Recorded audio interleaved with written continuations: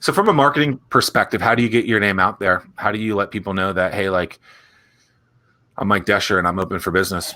I just tell Tim. How's that working out for you, Mike? Well, I got a new customer a couple of months ago. Oh, good. No, it's funny, after all these years, and this sounds really arrogant, almost all of my business is actually referral. And when business slows down, or I decide that I want to pick up some new clients or something like that, I get very active on LinkedIn personally. I do articles. I talk to different people in different groups.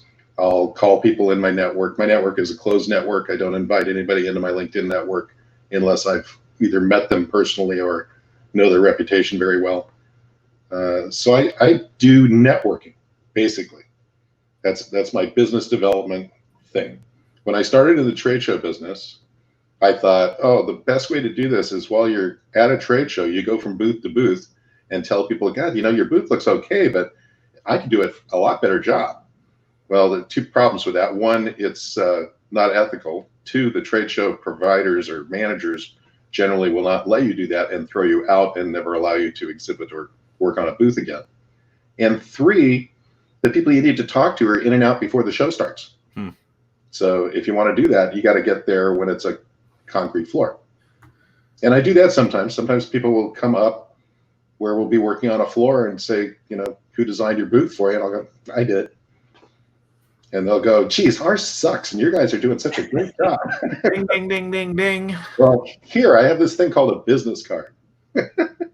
So can you go a little deeper on that? Like, so I feel like a lot of people say, oh, I'm on LinkedIn. Oh, I network, right? And so how does someone at a networking event, and you started getting into it, but like, how does someone really gauge and find the right people to then understand that they could get new business from them? Because I think, there's general people that will, some people say, oh, the best time to post on LinkedIn is at 10 o'clock on a Tuesday, right? But then you just come in and say, oh, well, actually, or someone would say, oh, we'll just go to a trade show and meet the people. When you actually have inside information, it says the people that you want to talk to aren't there until they're cement. So like, how do you understand where to find these people so that you can actually do the things that you were talking about?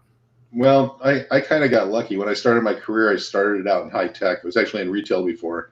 And then I owned a computer store for a while, and I got hired by Apple Computer. And I think I got a PhD in the brand there. And I learned that there's actually a job called business development, which is different from sales. And at the end of the day, it's learning how to talk to strangers.